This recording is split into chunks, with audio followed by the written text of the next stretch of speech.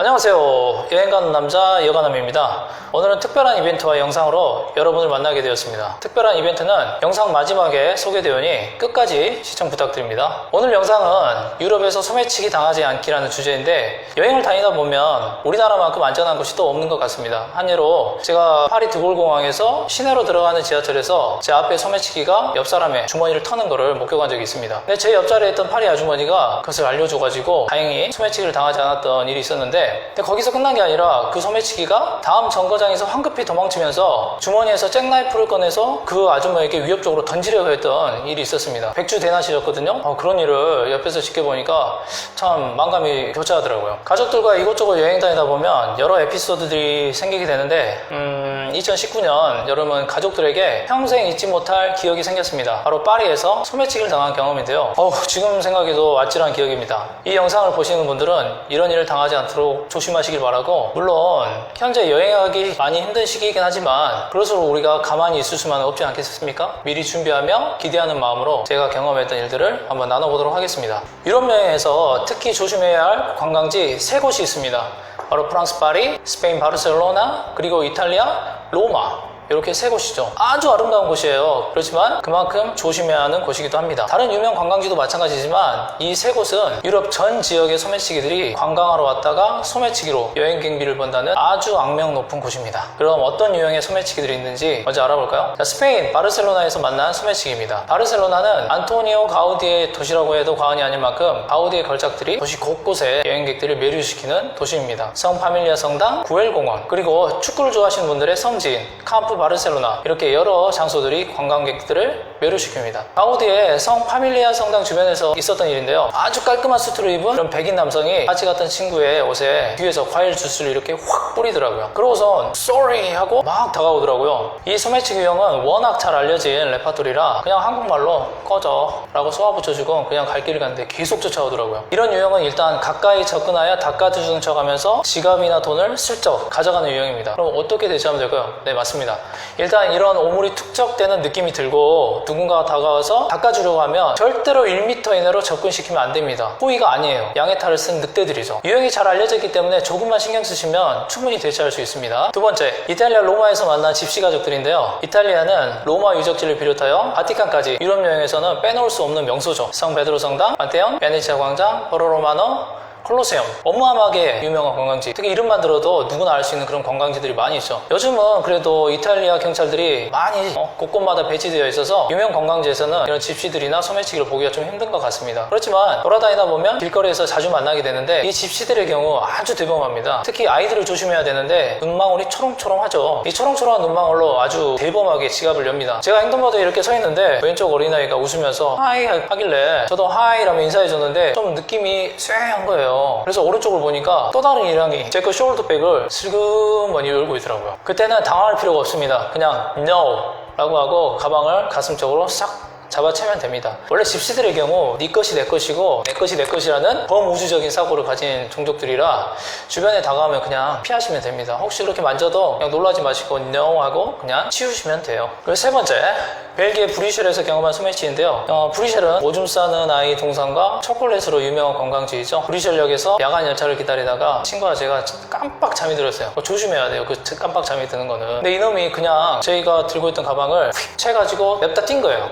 제 친구가 굉장히 발이 빨랐는데 끝까지 쫓아가서 한국말로 내나 유슈경 하고 찾아왔어요. 영무원이 앞에 있어서 용감하게 내놓으라고 했다고 하더군요. 근데 만약 으스간 곳이면 이런 칼을 들이밀지도 모르니까 굉장히 조심하셔야 됩니다. 네, 이제 마지막으로 2019년도 가족 휴가 때 경험한 일입니다. 이건 아직 인터넷 커뮤니티 등에도 잘 알려지지 않은 소매치기 방법이라 제가 아마 처음 알려드리는 것일 수도 있습니다. 장소는 바야흐로 프랑스 파리, 예술의 도시. 그것도 프랑스의 예술원이 숨쉬는 바로 오르쉐 미술관, 뮤즈 오쉐라고도 하죠. 저는 잘 프랑스어를 잘 모릅니다만 그렇게 이야기를 하더라고요. 생각만 해도 한숨이 나옵니다. 딸들과 함께 박물관 검색대에 숄더백을 그 검색 바구니에다 딱 넣고 잠시 서 있는 사이에 앞에 있는 백인 남성이 카메라를 검색대에 넣어도 되냐고 저한테 물어보더군요. 그래서 모른다고 네 알아서 하라겠죠. 근데 그게 2초도 되지 않은 순간이었는데 검색대를 지나쳐 제 가방을 찾는데 아무것도 없더라고요. 처음에는 검색대에 걸린 줄 알았습니다. 검색 경비대원이랑 한참을 내 가방이 안 나온다, 걸렸다, 열어봐라 했더니 검색대 고무를 이렇게 뒤집어 보여주기도 하면서 아무것도 없다고, 장난하냐고, 아무것도 없다, 완전 당당해 하더라고요. 자, 이럴 때는 화를 내셔 내셔야 됩니다. 장난하냐?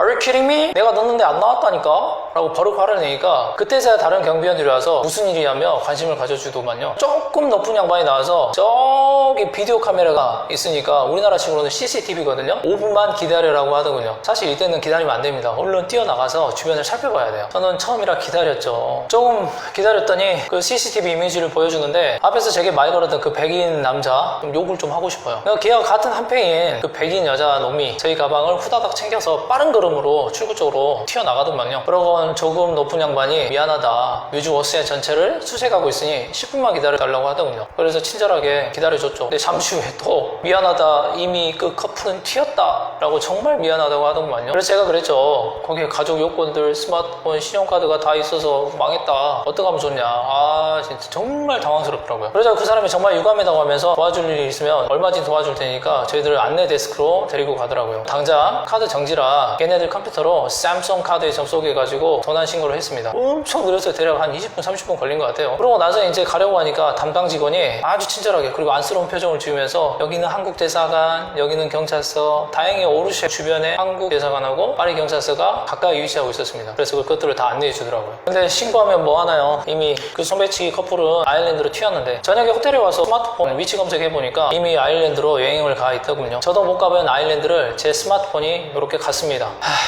다행히 제 아내에게 여분의 신용카드하고 스마트폰이 있어서 여행은 계속했는데요. 한국대사관 가서 여권을 새로 만드는데 그 직원분도 이런 소매치기 유형은 처음 겪어본다고 이야기를 하시더라고요. 이런 상황에서 어떻게 해야 될까요? 저도 잘 모르겠던데 좀 생각을 해보니까 무조건 짐을 보고 계세요. 짐을 보고 계세요. 짐을 가져가려고 하면은 소리 지르면 경비가 옵니다. 나중에 여행자 보험 신고를 위해 경찰서에서 소매치기로 도난당했다는 신고를 꼭 하시고 서류를 챙겨오시는 게 좋습니다. 저희도 한 3시간 기다려서 신고하고 왔습니다. 중요한 건 담당이 영어를 못해. 이때 제가 오르쉐 뮤지엄이 뮤지워쉐라는 것을 알게 되었어요. 경찰서 가서 프랑스어를 배웠습니다. 아픈 가슴을 안고 제 딸들도 좀 달래주고 제 와이프도 좀 놀란 가슴을 좀 달래주면서 오르쉐 뮤지엄관을 나서려고 하는데 담당 직원이 저를 막아서면서 파리에 와서 좋은 추억을 남기지 못해 정말 미안하게 됐다, 유감이다. 그렇지만 내가 할 수 있는 최선인데 가족들 무료 입장할 수 있는 입장권을 꼭 받아달라고 하더라고요. 그래서 받았습니다. 2장 받았어요. 그렇지만 안 갔습니다. 못 가겠더라고요. 너무 짜증이 나서 못 가겠더라고요. 근데 제가 유튜브를 시작하고 나서 문득 생각이 난 거예요.